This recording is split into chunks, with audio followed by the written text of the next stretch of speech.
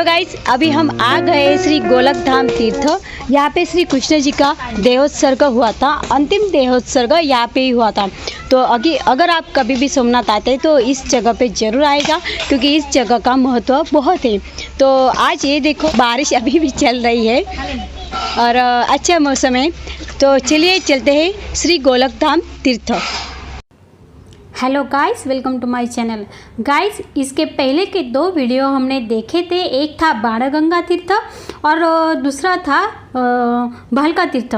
बाणगंगा तीर्थ पे शिकारी ने गलती से बाण मारा था। भालका तीर्थ में श्री कृष्ण जी बैठे थे पीपल के पेड़ के नीचे, उनको वह बाण लगा था। तो ये दो वीडियो हमने देखे, वहाँ की हमने जानकारी ली। इसके बाद हम आज इस वीडियो में देखने वाले हैं देहोत्सर्ग।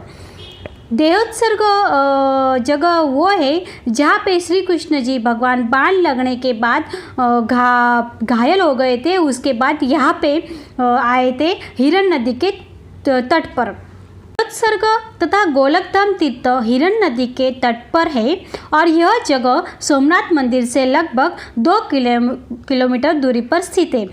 बाण लगने से घायल भगवान श्री कृष्ण जी भालका तीर्थ से थोड़ी दूर पर हिरण नदी के किनारे पहुँचे। कहा जाता है कि इसी जगह पर भगवान श्री कृष्ण जी पंचतत्व में विलीन हो गए। यह स्थान सोमनाथ मंदिर से लगभग 2 या 2.5 किलोमीटर डिस्टेंस पे स्थित है। यह नदी के किनारे आज भी भगवान श्री कृष्ण जी के चरणों के निशान मौजूद है। इस जगह को देहोत्सर्ग तीर्थ से जाना जाता है और गोलक धाम तीर्थ भी इसको कहा जाता है। भगवान श्री कृष्ण जी ने यहाँ पे प्राण त्यागे थे। भगवान श्री कृष्ण जी ने हिरण नदी के पवित्र तट से योग धारणा द्वारा निज धाम को प्रस्थान किया था और यही तीर्थ गोलक धाम तीर्थ से भी जाना जाता है। हिरण नदी के शांत और पावन तट पर योगेश्वर भगवान श्री कृष्ण जी यह दिव्य लीला का दर्शन कराती हुई चरण पादुका भी यहाँ पे स्थित है। वहाँ पे उनके चरण पादुका का हम दर्शन भी कर सकते हैं। गाइस, अभी आप देख रहे हैं यह मंदिर गीता मंदिर है। इस गीता मंदिर के स्तंभों पर श्री भगवद गीता के ग्रंथ के 18 अध्याय लिखे गए हैं। गीता मंदिर के स्तंभों पर संगम रवर के पत्थर पर गीता के 18 अध्याय अंकित है। गीता मंदिर के गर्भगृह में भगवान श्री कृष्ण जी की एक खूबसूरत मूर्ति है। वो मूर्ति का दर्शन करके हमें बहुत प्रसन्न लगता है। मंदिर के आंतरिक दीवार पर भगवान श्री कृष्ण जी के जीवन के विभिन्न भागों को दर्शाती हुई कई चित्रों से सजाया गया है। वो देखकर हमें भगवान श्री कृष्ण जी के जीवन के अलग रूप के दर्शन होते हैं। कहा जाता है कि गीता मंदिर इस तरह से बनाया गया है कि यह मंदिर के अंदर जो बने भी श्लोक थे वो हम वहाँ पे बोलते हैं तो पढ़ते समय वो गूंजते हैं। यानी कि इस मंदिर की जो रचना है ऐसी बनाई गई है कि हम वहाँ पे जो भी श्लोक बोलते हैं तो वो गूंजते हैं। वहाँ पे हमें अपनी आवाज़ की गूंज वहाँ पे सुनाई देती है, वो हम सुन सकते हैं। तो यह मंदिर आधुनिक स्थापत्य कला को दर्शाता है। यह मंदिर अपने 18 स्तंभों पर नक्शे के लिए प्रसिद्ध है, जिनमें भगवद गीता के रूप में श्री कृष्ण जी के पवित्र संदेश है और वो संदेश हम वहाँ पे पढ़ सकते हैं।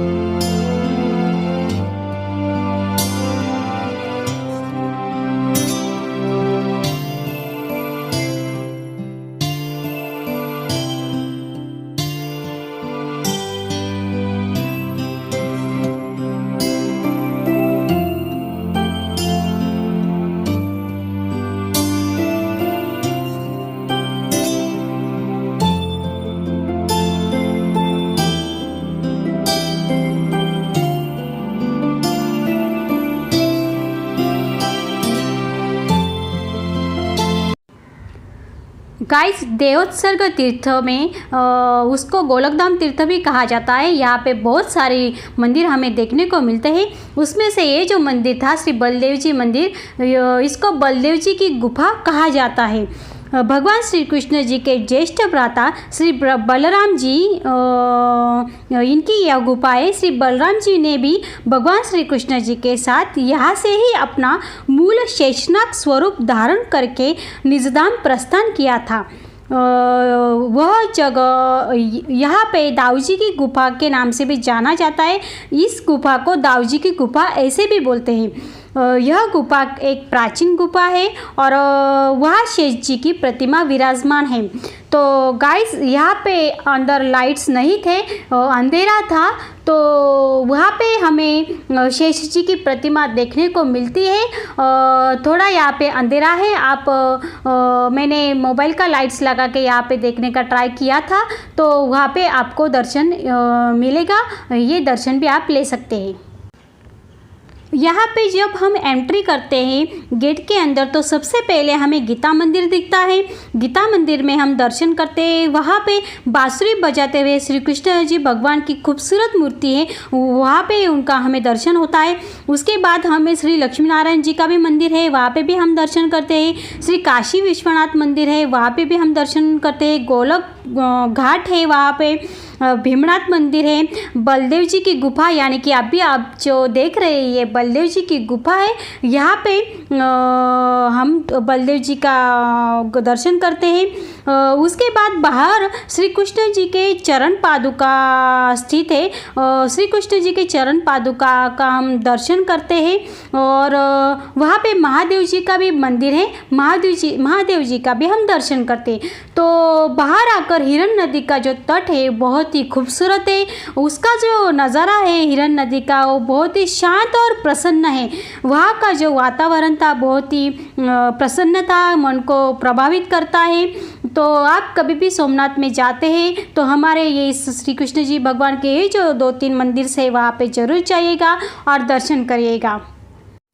गाइस, ये जो सारी घटना थी, श्री कृष्ण जी भगवान के पैर में बाण लगा, उसके बाद वो घायल हो गए और वो यहाँ पे हिरन नदी के तट पर आए और यहाँ पे उन्होंने अंतिम सांसें ली और अपना शरीर छोड़ा। तो ये सारी जो घटना थी वो द्वापर युग के अंत का संकेत थी और यह स्थान भगवान श्री कृष्ण जी का जीवन का अंतिम दर्शन का स्थान है और जहाँ पर श्री कृष्ण जी ने शरीर छोड़ा और वो निजधाम यात्रा के लिए उन्होंने प्रस्थान किया। तो यह जगह हमारे लिए बहुत महत्वपूर्ण है और इस जगह का हमें ज़रूर दर्शन करना चाहिए। और वहाँ पे जो श्री कृष्ण जी भगवान के चरण पादुका है और वो चरण पादुका का हमें दर्शन ज़रूर करना चाहिए।